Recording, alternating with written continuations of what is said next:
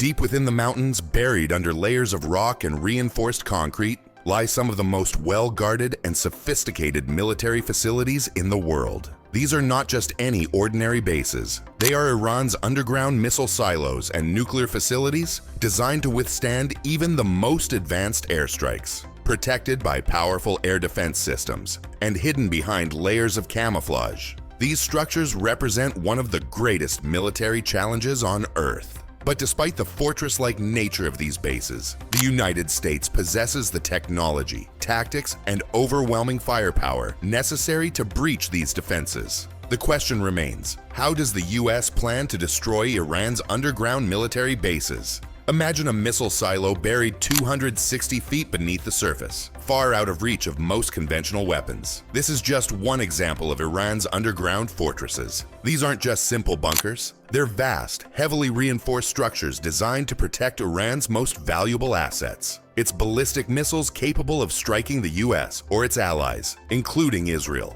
Built to endure, these bunkers are a testament to the scale of defense that Iran has invested in to protect its military infrastructure. But despite the billions spent reinforcing these underground fortresses, the US military isn't without its own formidable arsenal. Advanced technology, precision strikes, and creative strategies could make these once impenetrable structures fall. It's not just about dropping bombs, it's about precision, innovation, and a deep understanding of the terrain and tactics that will dismantle these facilities one by one. Before any physical attack takes place, the first and most crucial step is gathering precise intelligence. The challenge lies in identifying these underground facilities. Iran uses sophisticated camouflage and mobile missile launchers, making it incredibly difficult to track these facilities from the air. But the US has mastered the art of reconnaissance. Satellites like the KH-1, along with advanced reconnaissance aircraft like the RQ-4 Global Hawk, sweep the skies. Equipped with synthetic aperture radar (SAR), optical and infrared sensors,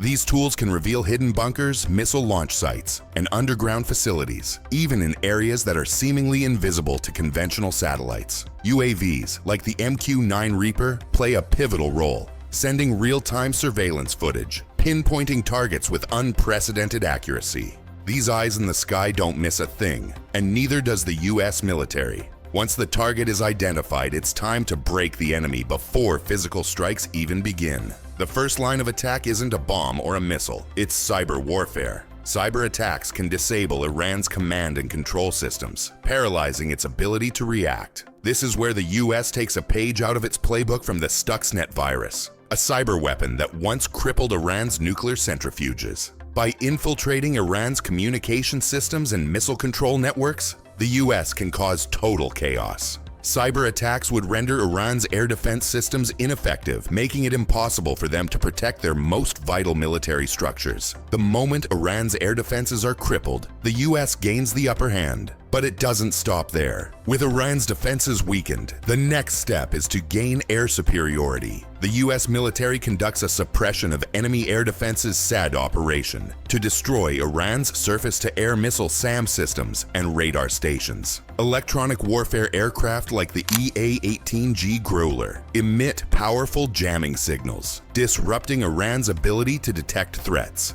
Precision-guided missiles then strike the radar stations and command centers, leaving Iran blind to incoming attacks. Once these radar systems are disabled, the US Air Force can operate freely without facing significant resistance. Stealth fighters like the F-22 Raptors and F-35 Lightning II will penetrate deep into Iranian airspace, launching Tomahawk cruise missiles to disable Iran's air defense infrastructure. With this level of air superiority, the real offensive begins. Now, the US can finally begin striking the underground bunkers. But not just any bombs will do. For this mission, the US employs specialized bunker-busting bombs. The GBU-57, a massive 30,000-pound bomb, is designed to penetrate 60 meters of concrete before detonating. The B-2 Spirit stealth bomber, capable of infiltrating enemy airspace undetected, is the perfect delivery vehicle for these precision bombs. Alongside the GBU-57, the US also uses the GBU-28, a 5,000-pound penetrator bomb, effective against medium-depth bunkers. And then there's the next-generation GBU-72, a 5,000-pound bomb with advanced guidance technology, allowing for pinpoint accuracy. With these weapons, no underground facility is safe. They can penetrate through thick concrete, reinforced steel, and deep underground bunkers, destroying everything in their path with surgical precision. If the bunker busters aren't enough, the US can turn to thermobaric bombs. These bombs work by releasing a cloud of fuel that detonates at extremely high temperatures, creating a massive shockwave capable of destroying reinforced structures. The MOAB, the mother of all bombs, is the largest thermobaric bomb in the world, and it's capable of obliterating large surface structures and creating significant damage to the infrastructure surrounding underground bases. But that's not all. Thermobaric bombs are ideal for collapsing tunnels and underground bunkers, making them one of the most effective weapons for targeting Iran's well-protected military facilities. If conventional weapons and cyber warfare aren't enough, the US has a last resort: nuclear weapons. The B-61-12 nuclear bomb,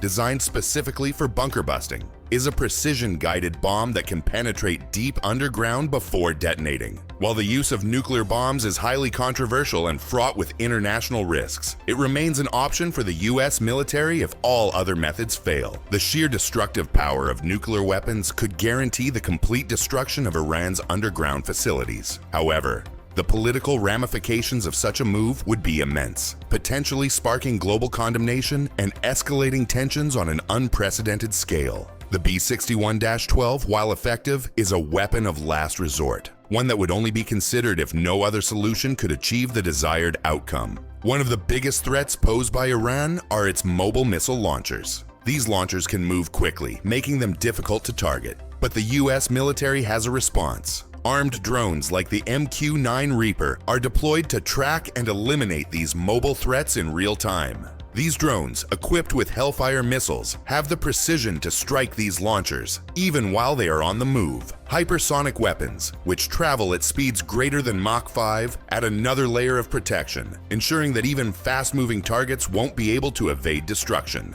In addition to airstrikes and advanced weaponry, special forces like Delta Force and Navy SEALs play a critical role in the operation. These elite units can infiltrate deep into enemy territory, sabotage key installations, and plant explosives. They provide intelligence that guides airstrikes, ensuring that targets are hit with the utmost accuracy. Special forces are the quiet operators behind the scenes, making sure that everything goes as planned while minimizing collateral damage. Of course, no operation like this comes without consequences. Iran is unlikely to take these strikes lying down. Retaliation could come swiftly, potentially in the form of missile attacks on US military bases or even blocking the Strait of Hormuz, one of the world's most crucial oil shipping lanes. The risk of escalating into a full-scale regional war is very real. This campaign would require careful consideration of the geopolitical ramifications and the impact on global security.